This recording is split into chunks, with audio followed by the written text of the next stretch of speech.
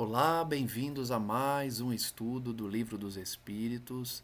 Estamos na sexta parte da introdução, analisando os argumentos de Kardec, a história do Espiritismo, bem como as visões do materialismo e do ceticismo à época que levaram Kardec às investigações e às conclusões que nós recebemos da espiritualidade sobre a doutrina espírita.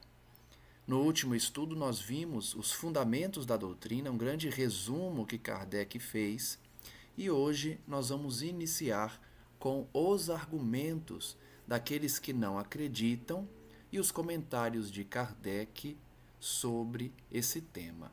Ele próprio finalizou o item 5 da introdução, destacando os fundamentos da doutrina e que agora nós passaríamos a estudar a visão daqueles que discordam e quais são os seus argumentos. Passemos então à análise do que Kardec diz sobre essa questão. Ele diz que para muita gente a oposição da ciência, das corporações científicas, constitui, se não uma prova, pelo menos forte presunção contra o que quer que seja. Então ele está dizendo que o fato de corporações científicas se oporem às verdades espirituais, isso é uma prova da sua realidade. Vejamos por quê. Ele diz: não somos dos que se insurgem contra os sábios, pois não queremos dar aso a que de nós digam que escolceamos. Escolcear significa desprezar, faltar com respeito. Então ele está dizendo que ele não faz parte do grupo contra os sábios. Temo-los, ao contrário, em grande apreço, e muito honrado nos julgaríamos se fôssemos contado entre eles. Então, Kardec diz que não é contrário aos sábios. Pelo contrário, gostaria inclusive de ser considerado também um deles. Suas opiniões, porém, não podem representar em todas as circunstâncias uma sentença irrevogável. Por mais que o indivíduo seja considerado sábio, não é tudo o que ele diz que nós devemos acatar cegamente. Desde que a ciência sai da observação material dos fatos, em se tratando de os apreciar e explicar, o campo está aberto às conjecturas. Ou seja,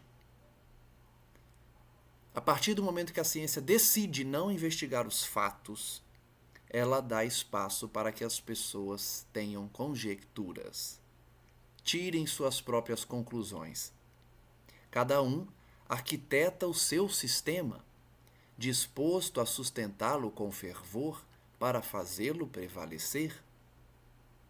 Não vemos todos os dias as mais opostas opiniões serem alternativamente preconizadas e rejeitadas, ora repelidas como erros absurdos, para logo depois aparecerem proclamadas como verdades incontestáveis? Então, Kardec está demonstrando que a todo momento os seres humanos mudam de opinião. E opiniões que antes eram rejeitadas, tomadas por ridículas, são aceitas.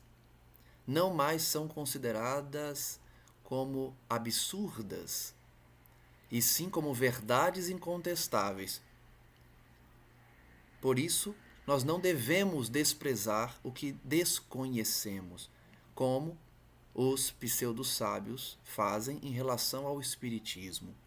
Desprezam porque desconhecem ou porque não entendem. Os fatos, eis o verdadeiro critério dos nossos juízos, o argumento sem réplica. Kardec busca então se basear em fatos, porque contra fatos não há argumentos. Na ausência dos fatos, a dúvida se justifica no homem ponderado. Onde não há fatos, o homem ponderado, ou seja, aquele homem cuidadoso, a pessoa cuidadosa, a pessoa que não sai acreditando em tudo, ela vai duvidar daquilo que o fato não demonstra. Com relação às coisas notórias, a opinião dos sábios é, com toda razão, fidedigna, porquanto eles sabem mais e melhor do que o vulgo. Tudo aquilo, portanto, que é notório, tudo aquilo que pode ser notado por todos, traz uma maior confiança na opinião dos sábios. E as pessoas acreditam mais neles, porque eles estão acima do vulgo, do comum, porque são intelectuais. Mas, no tocante a princípios novos, a coisas desconhecidas, essa opinião quase nunca é mais do que hipotética. Por isso que eles não se acham menos que os outros, sujeitos a preconceitos. Vejam que Kardec está demonstrando que aquilo que já é conhecido pela ciência, as pessoas seguem o que os sábios dizem, porque esses estudam, estão avançados nos temas conhecidos. Porém, em relação às coisas desconhecidas, a opinião dos sábios se torna hipotética. E, por isso, eles estão sujeitos também a preconceitos. Ou seja, as coisas desconhecidas estão sujeitas a preconceitos. Direi mesmo que o sábio tem mais prejuízos que qualquer outro, porque uma propensão natural o leva a subordinar tudo ao ponto de vista de onde mais aprofundou os seus conhecimentos. Veja que Kardec está dizendo que o intelectual, o sábio, ele é mais teimoso. Por quê? Porque ele tem uma propensão a acreditar somente naquilo que se aproxima do seu conhecimento, da sua área de conhecimento. Por exemplo, o matemático não vê prova senão numa demonstração algébrica. O químico refere tudo à ação dos elementos, etc. Cada sábio, portanto, vai exigir provas conforme o seu conhecimento específico, a sua área de atuação, a sua área de conhecimento. O físico, o matemático, vai exigir fórmulas, cálculos. O químico vai exigir elementos. Cada sábio, portanto, vai fazer a sua exigência para acreditar no Espiritismo, devendo o Espiritismo, portanto, ser comprovado em todas as áreas da ciência para que eles o aceitem. Aquele que se fez especialista prende todas as suas ideias à especialidade que adotou. Isso é um erro muito comum na humanidade. Aquela pessoa que detém o diploma, o conhecimento, o doutorado, ele fica, muitas vezes, com a cabeça voltada apenas para aquela área, desprezando as demais, focando somente na especialidade que ele aprofundou. Tirai-o daí e o vereis quase sempre desarrazoar por querer submeter tudo ao mesmo cadinho. Por isso é um erro.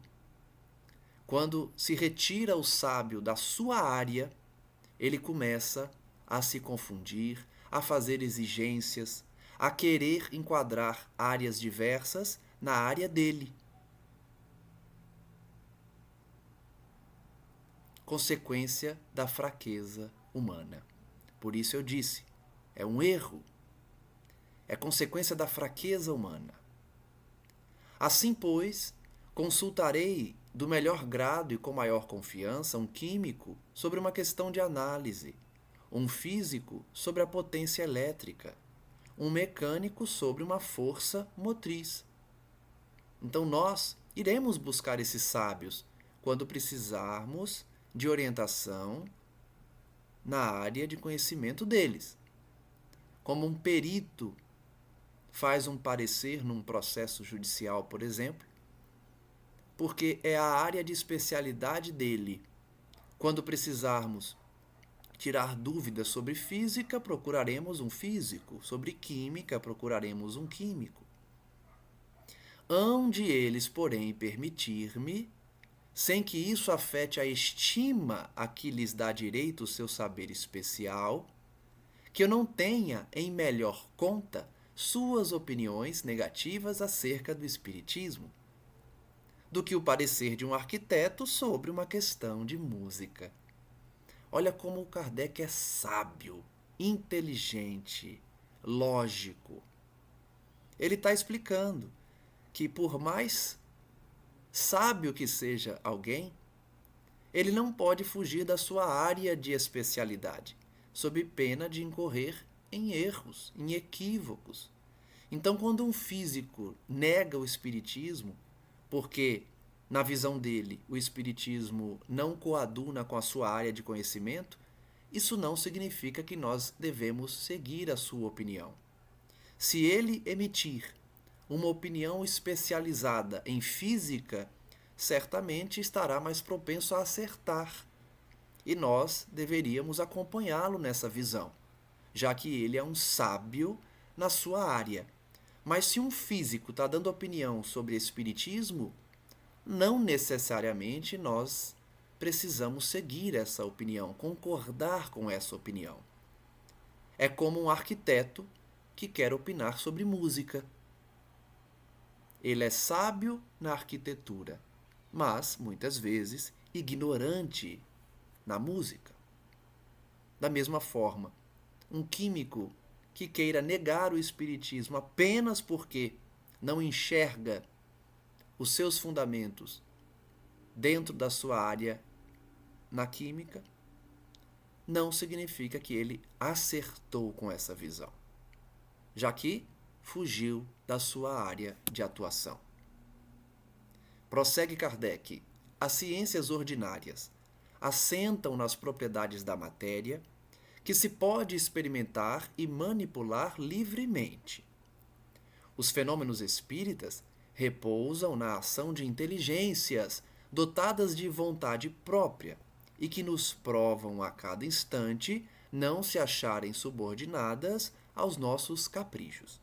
Então, esse é o primeiro ponto de destaque sobre o que as ciências exatas, o que os demais ramos da ciência acusam o espiritismo. A impossibilidade de repetir muitos dos fenômenos em laboratório. Falei disso aqui já por várias vezes. Kardec agora fala novamente de que nós não conseguimos experimentar e manipular livremente. Nós dependemos da vontade dos espíritos de proporcionar o fenômeno mediúnico. Por isso, não temos essa vontade própria de realização dos fenômenos espíritas, porque estes dependem da ação inteligente dos espíritos, que estão em outro plano. Como eu sempre digo, repetindo as palavras de Chico Xavier, o telefone toca de lá para cá. Do mundo espiritual para o mundo físico, nós dependemos da contribuição dos espíritos para a realização de fenômenos mediúnicos. Então, os fenômenos não estão subordinados aos nossos caprichos, incluindo aí os caprichos dos cientistas. Não adianta querer reproduzir os fatos mediúnicos em laboratório se o objetivo da espiritualidade não é provocá-los nesse ambiente. As observações não podem, portanto, ser feitas da mesma forma. Requerem condições especiais e outro ponto de partida. Já falei aqui, em outra oportunidade, que os espíritos não têm interesse em convencer os cientistas, muito menos de obedecer aos seus caprichos e às suas exigências. Na verdade, os espíritos aconselham e orientam a preparação de um ambiente propício para a comunicação mediúnica. o que muitas vezes não é possível em laboratório. Por quê? O cientista ali não está com boas intenções, o cientista não tem sinceridade no sentimento, mas sim quer provar a sua tese, desmascarar os espíritos. E aí, isso quebra a vibração necessária para a produção de fenômenos mediúnicos. Os caprichos dos cientistas, portanto, não são acatados pela espiritualidade. Por isso, o fenômeno mediúnico exige condições especiais. Preparação do ambiente, a sinceridade dos frequentadores, a persistência deles em aprender, a perseverança mesmo quando as reuniões não trazem nada de produtivo. Então são várias as condições especiais e um novo ponto de partida para que os fenômenos mediúnicos se repitam. Além disso, como eu já disse, depende da vontade do plano espiritual. Querer submetê-las aos processos comuns de investigação é estabelecer analogias que não existem. Não é possível, portanto, estudar uma nova ciência com base nas mesmas fórmulas do passado, ou então com as mesmas fórmulas de outros ramos da ciência, que englobam o plano físico. Ora, se o plano espiritual é diverso do plano físico, nós precisamos de parâmetros diferentes para mensurá-los. As analogias aplicadas às ciências da matéria não cabem na ciência da alma. A ciência propriamente dita é, pois, como ciência, incompetente para se pronunciar na questão do espiritismo. Vejam que Kardec não está pregando a divisão da ciência e da religião, como por muitos séculos se fez. Não há uma rixa, uma briga, uma separação entre ciência e espiritismo, ou entre ciência e religião. Na verdade, ele só levanta o ponto de que as ciências humanas estudam fatos materiais. A ciência espírita tem outros elementos, outros fundamentos e, por isso, precisam de outras fórmulas para ser estudada. Não tem que se ocupar a ciência com o espiritismo, e qualquer que seja o seu julgamento, favorável ou não, nenhum peso poderá ter. Ele não está aqui vedando a participação do cientista, mas sim que os pareceres científicos, favoráveis ou não têm valor para o espiritismo. Por quê? É como se um arquiteto falasse de música. É como se um pedreiro quisesse sentenciar,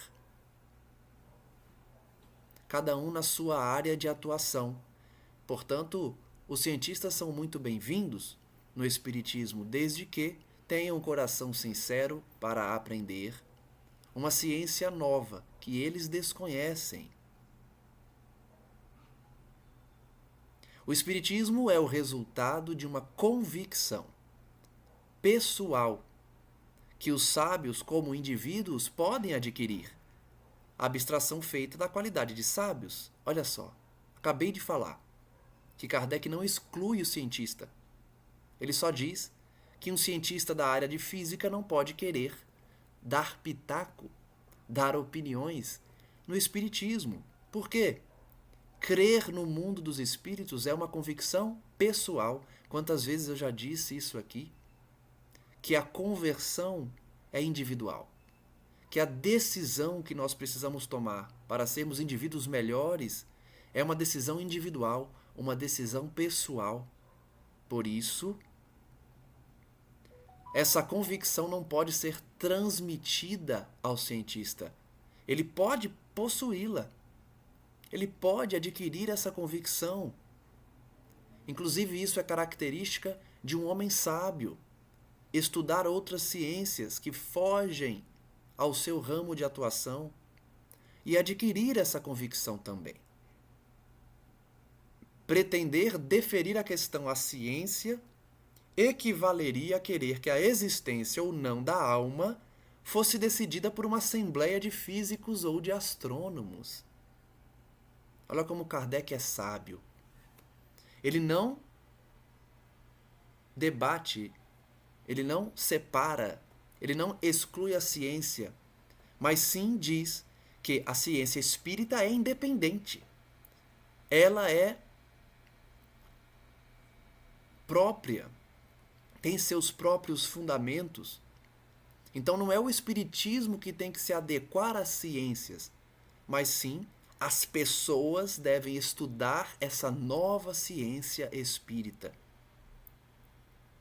Logicamente, muitos elementos da ciência espírita estarão também nas outras ciências, nas demais ciências. Mas, como tais ciências ainda não estão no seu ápice, muito ainda há que se descobrir, aparenterá uma contradição que na verdade não existe. Por isso, não devem os físicos, os astrônomos, os matemáticos conferirem parecer sobre o espiritismo, sem aprofundar nessa ciência que é própria, tem os seus fundamentos e a sua essência diversa das ciências que tratam da matéria. Com efeito, o espiritismo está todo na existência da alma e no seu estado depois da morte. Ele dá aqui um resumo do resumo sobre a ciência espírita. Existência da alma e qual seu estado depois da morte. Ora, é soberanamente ilógico imaginar-se que um homem deva ser grande psicólogo porque é eminente matemático ou notável anatomista. Olha o raciocínio de Kardec. Querer que a ciência dê um ultimato de aceitação, de aprovação ao espiritismo é o mesmo que pensar que um psicólogo, depois de se formar, depois de adquirir seu diploma, pode automaticamente também ser considerado um físico, um matemático. É o mesmo raciocínio, cada cientista na sua área. O que acontece é que eles menosprezam o cientista espírita. Dizem que não é uma ciência, dizem que não merece qualquer respeito, mas se enganam. Se eles são sábios na ciência que eles se aprofundaram, isso não afasta a sabedoria de quem se aprofunda na ciência espírita. Logo, não é porque são físicos que automaticamente serão autoridades em outros temas. Dissecando o corpo humano, o anatomista procura a alma. E porque não a encontra embaixo do seu escalpelo, como encontra um nervo, ou porque não a vê evolar-se como um gás, conclui que ela não existe, colocado num ponto de vista exclusivamente material.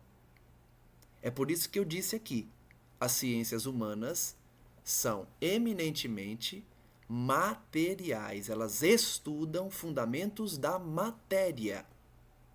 O anatomista, portanto, que disseca o corpo humano depois da morte e não encontra a alma quando abre esse corpo, nega a existência da alma. O que é um erro, porque a sua ciência é limitada à matéria. Ele, portanto, não pode concluir pela inexistência da alma apenas porque a sua ciência, que não consegue enxergar o espírito, não computou, não verificou no seu ramo específico da anatomia, por exemplo. Segue-se que tem a razão contra a opinião universal? Pergunta Kardec. Não. Vedes, portanto, que o espiritismo não é da alçada da ciência. Notem que essas palavras de Kardec podem parecer que ele está trazendo uma divisão, que espiritismo não é ciência. O que ele está dizendo aqui é que as demais ciências humanas que tratam da matéria não podem dar um parecer definitivo sobre o espiritismo, sobre a realidade espírita. Não é da alçada deles. Por isso nós respeitamos as conclusões da física, da matemática, da anatomia, enfim, das inúmeras ciências.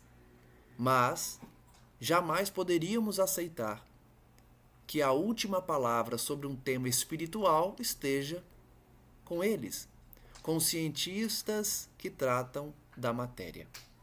Repito, cada cientista na sua área de conhecimento.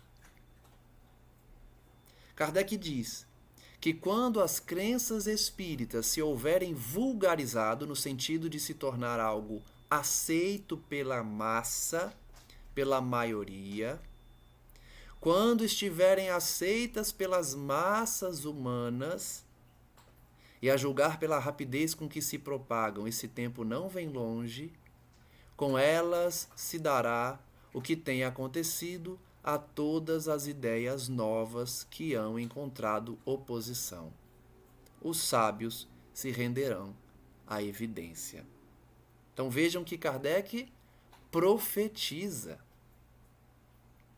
Quando o conhecimento espírita se tornar mais propagado, quando a tecnologia avançar e conseguir visualizar o plano espiritual de uma forma mais direta, os sábios se renderão à evidência.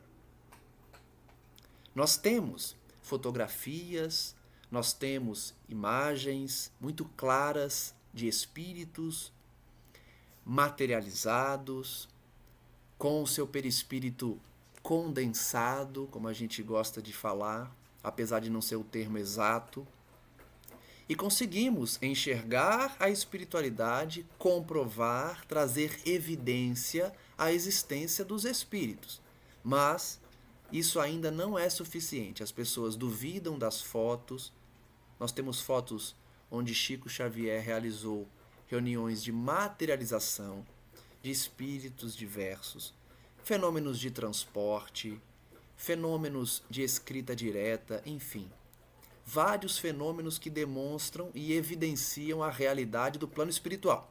No entanto, a maioria não aceita essas evidências. Pedem mais, cada vez mais evidências. Chegará um dia que não será mais possível negar o mundo espiritual. Lá chegarão individualmente, pela força das coisas. Olha que expressão interessante que Kardec usa. Os cientistas chegarão a esse conhecimento espírita individualmente, pela força das coisas, ou seja, serão arrastados pela evidência, pela força que trará essas comprovações espirituais. Até então, será intempestivo desviá-los de seus trabalhos especiais para obrigá-los a se ocuparem com um assunto estranho, que não lhes está nem nas atribuições, nem no programa. Então vejam que Kardec traz uma ideia de que não adianta discutir com os cientistas hoje, aqueles que não querem aceitar, porque muitos já aceitam. Quantos médicos já aceitam? Quantas faculdades de medicina já estão falando do mundo espiritual em suas cadeiras? Mas até lá, até a propagação do espiritismo nas massas, não adianta tentar desviar os cientistas das suas atividades, dos seus trabalhos especiais, porque eles não querem se ocupar de um assunto estranho a eles. Um assunto que nunca fez parte dos fundamentos da ciência que eles são especialistas. Então, nós devemos esperar. A conversão é individual. o raciocínio é individual. Cada um chegará a seu tempo às evidências do Espiritismo. Enquanto isso não se verifica, os que sem estudo prévio e aprofundado da matéria se pronunciam pela negativa e escarnecem de quem não lhes subscreve o conceito, esquecem que o mesmo se deu com a maior parte das grandes descobertas que fazem honra à humanidade. Porque muitos cientistas, equivocadamente e apressadamente, irão dar parecer definitivo. O Espiritismo é uma mentira. O Espiritismo é uma falácia. Escarnecendo, negando prematuramente, sem estudar, sem se aprofundar na matéria, dão pareceres definitivos, com base no conhecimento que eles têm da sua área de atuação.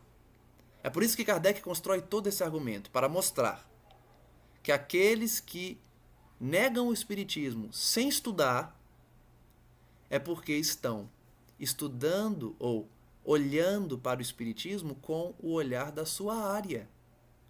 É como querer olhar o Espiritismo com os olhos de um químico. É como um anatomista querer dar parecer sobre música. O raciocínio é esse.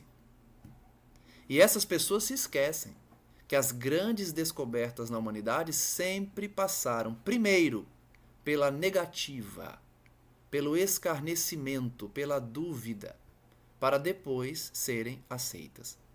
Com o Espiritismo não será diferente.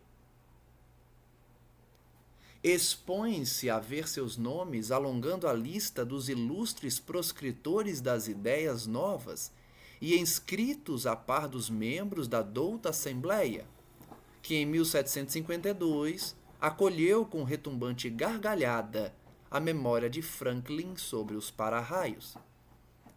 Kardec está demonstrando então que grandes descobertas também passaram pelo crivo das outras ciências que riram, deram gargalhadas para descobertas incríveis como o para-raios, julgando-a indigna de figurar entre as comunicações que lhe eram dirigidas.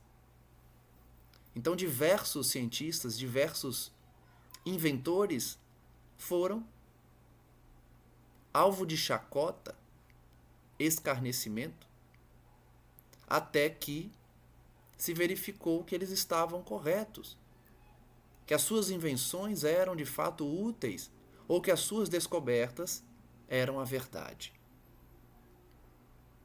Ele ainda cita um outro exemplo, e dos daquela outra que ocasionou perder à França as vantagens da iniciativa da Marinha a vapor, declarando o sistema de Fulton um sonho irrealizável.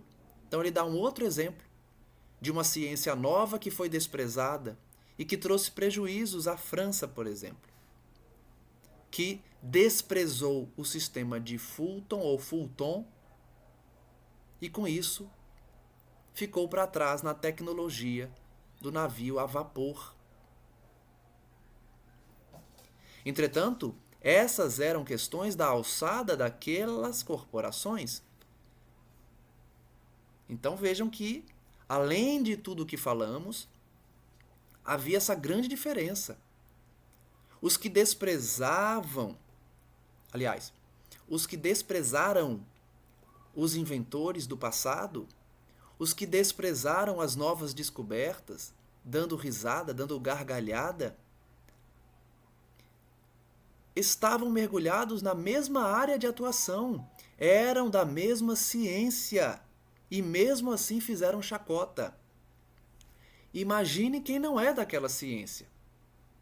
Então vejam, as descobertas de Franklin sobre os para-raios e as descobertas de Fulton sobre o navio a vapor foram desprezados por cientistas da mesma área de atuação, colegas.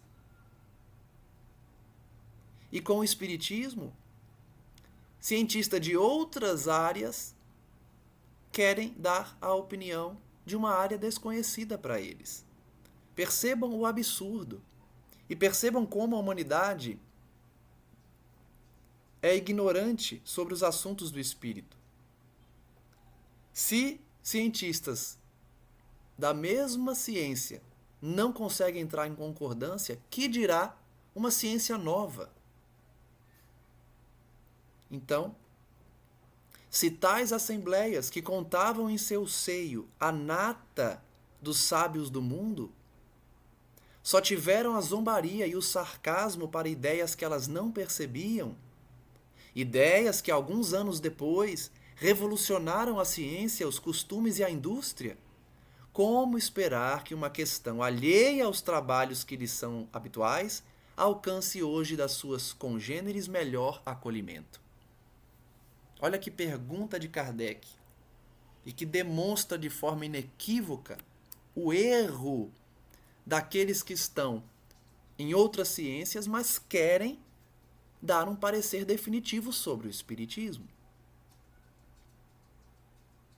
Assembleias que reúnem os maiores sábios zombaram de Fulton, zombaram de Franklin.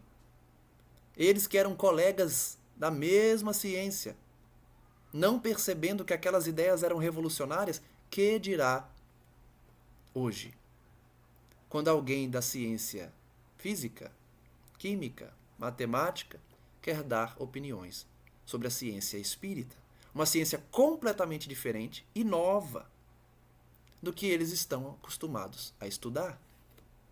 Não há como esperar acolhimento de uma comunidade que despreza os seus próprios cientistas quando trazem novidades. Essa é a questão que Kardec traz. O espírita não deve esperar acolhimento daqueles que desprezam os seus próprios pares nas suas áreas de atuação quando não conseguem entender as suas fórmulas ou as suas descobertas revolucionárias, como aconteceu por diversas vezes na história mundial. Esses erros, diz Kardec, de alguns homens eminentes, se bem que deploráveis, atenta à memória deles. De nenhum modo poderiam privá-los dos títulos que a outros respeitos conquistaram a nossa estima. Kardec está dizendo, mesmo que eles tenham essa opinião contra o espiritismo, nós não desprezamos as conquistas deles nas suas áreas. Então vamos imaginar que o Elon Musk hoje, que é o atual sábio na sua área, né? Se ele hoje der um pronunciamento desprezando o espiritismo, nós vamos respeitar a opinião dele na ciência em que ele atua, que é a expansão tecnológica, a viagem espacial, mas em relação a uma ciência que ele não é especialista, nós não daremos qualquer peso à sua afirmação.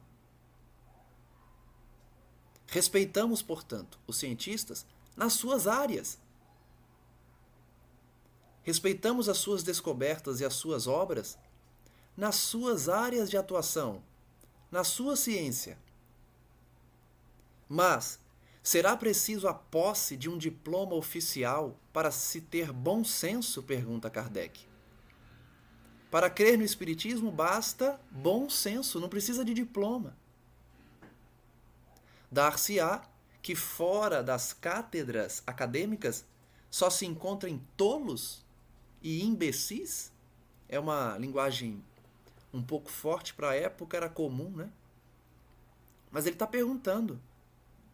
Somente pode dar parecer sobre uma ciência nova aqueles que têm diploma? Aqueles que estão nas cátedras acadêmicas? Todo o resto é ignorante e tolo? Essa é a visão de muitos, né? Até hoje. Quem não tem diploma é desprezado? Quem não tem diploma não pode dar opinião? Por que não? Basta bom senso. Logicamente, quem tem um diploma numa área específica é uma autoridade naquele tema. Mas isso não significa que pessoas que não possuem esse diploma sejam automaticamente ignorantes ou tolos. Dignem-se de lançar os olhos para os adeptos da doutrina espírita e digam se só com ignorantes deparam. Olha a pergunta de Kardec. Analisa quem segue o espiritismo. São ignorantes? Essa imensa legião de homens de mérito que tem abraçado o espiritismo autoriza, seja ela atirada ao rol das crendices de simplórios? Então, analisando quem estuda o espiritismo, quem prega o espiritismo, quem atua na ciência espírita, é possível afirmar que se tratam de ignorantes? Que acreditam em tudo? Ou são pessoas de mérito? O caráter e o saber desses homens dão peso a esta proposição, pois que eles afirmam: forçoso é reconhecer que alguma coisa há. Quantas pessoas, né, não fizeram essa exclamação, não chegaram a essa conclusão? Quando vem alguém inteligente, uma pessoa estudiosa, um médium equilibrado, uma pessoa boa, que faz o bem, como Chico Xavier, começa a se perguntar: alguma coisa tem aí, hein, no espiritismo, hein? Alguma coisa tem de verdade nisso aí. Porque vejam, quantas pessoas inteligentes, aplicadas, honestas, boas de coração que seguem essa doutrina? Alguma coisa tem. Repetimos mais uma vez que se os fatos a que aludimos se houvessem reduzido ao movimento mecânico dos corpos, a indagação da causa física desse fenômeno caberia ao domínio da ciência. Olha como Kardec é sábio. O que ele está dizendo aqui? Que se o espiritismo fosse uma ciência onde só houvesse fenômeno físico, mas quando Kardec percebeu que a ciência espírita ultrapassava o mundo físico, automaticamente ele concluiu que não poderiam ser as ciências que estudam o plano físico as responsáveis por dar um ultimato sobre o espiritismo. Ele diz, porém, desde que se trata de uma manifestação que se produz com exclusão das leis da humanidade, ela escapa à competência da ciência material, visto não poder explicar-se por algarismos nem por uma força mecânica. Olha o raciocínio.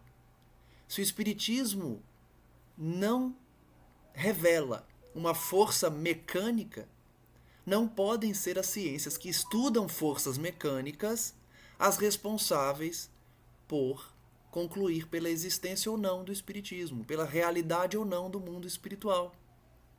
A partir do momento que o espiritismo escapa à ciência material, ela só pode ser explicada por uma ciência espiritual.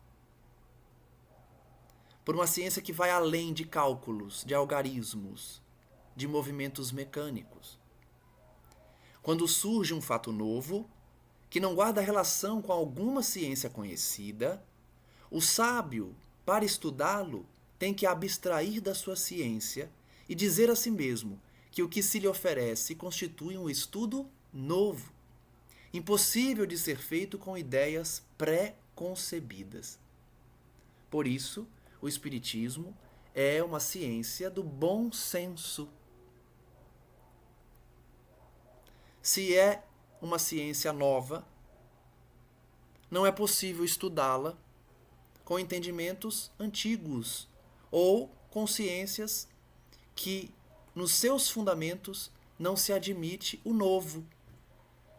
É preciso uma ciência que admita a existência de algo revelado e que por isso é novo, traz o critério da novidade. As ideias pré-concebidas não conseguem explicar esses fatos novos.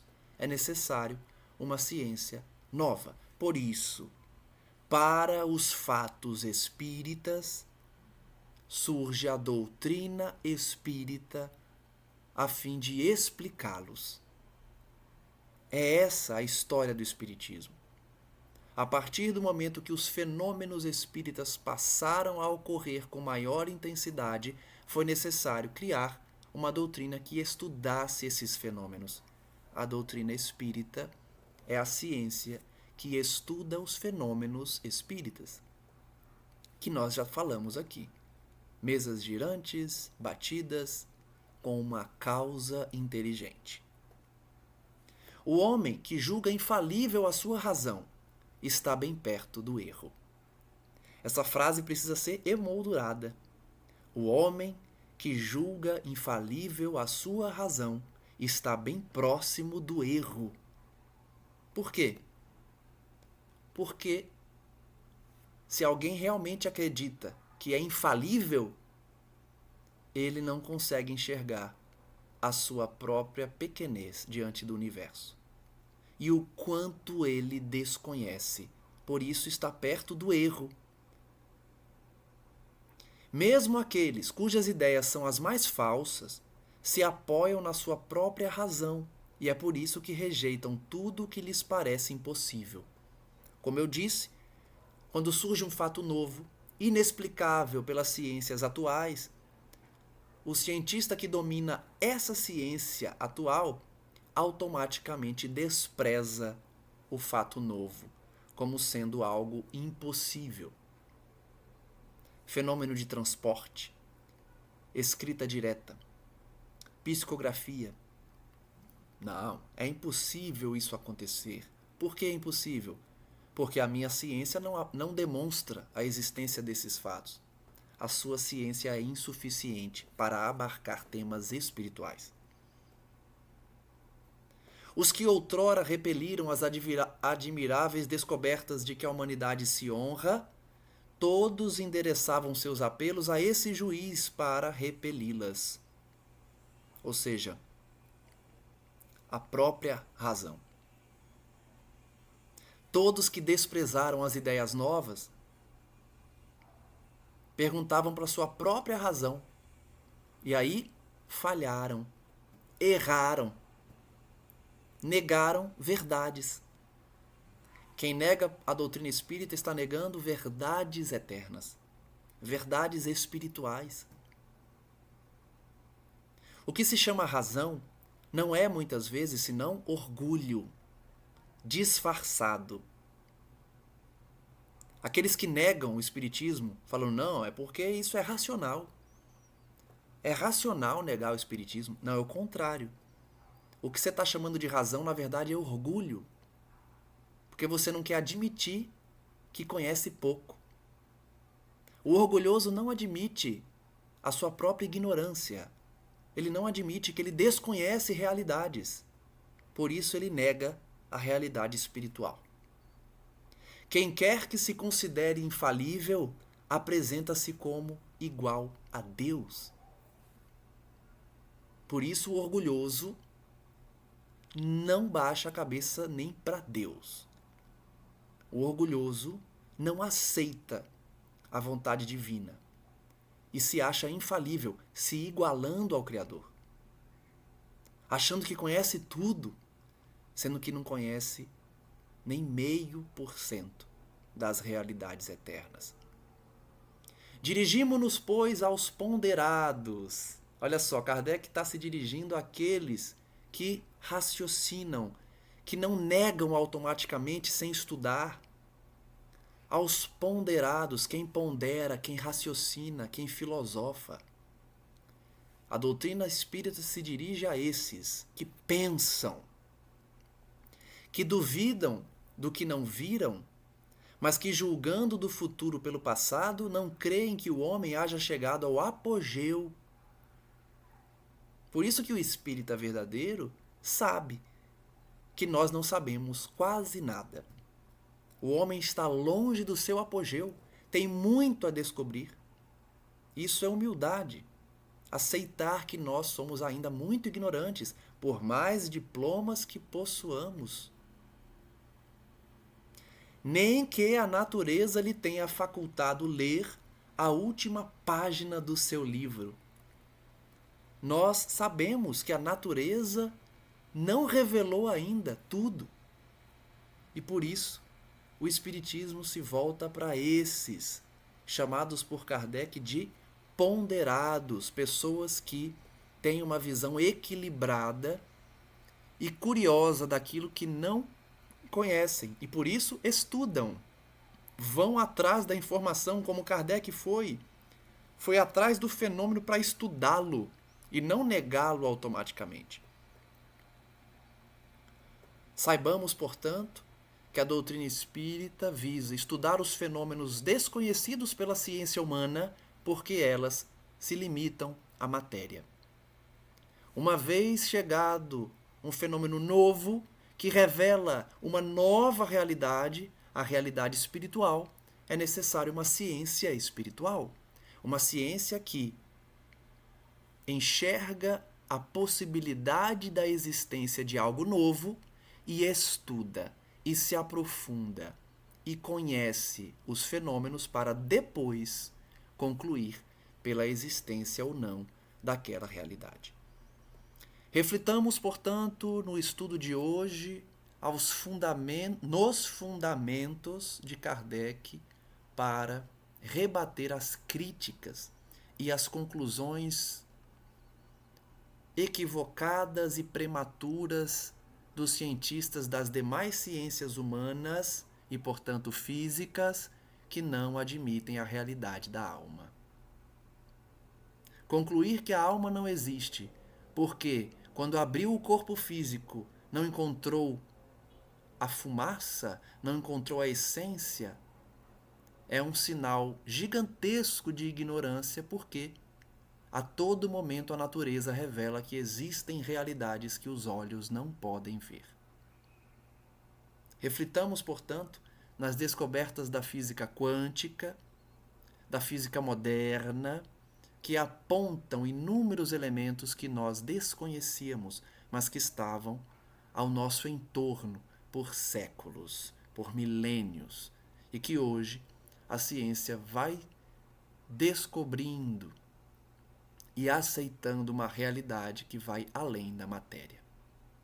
Agradecemos a todos que acompanham os nossos estudos e rogamos à espiritualidade amiga que possa abençoar a cada um daqueles que nos escutam.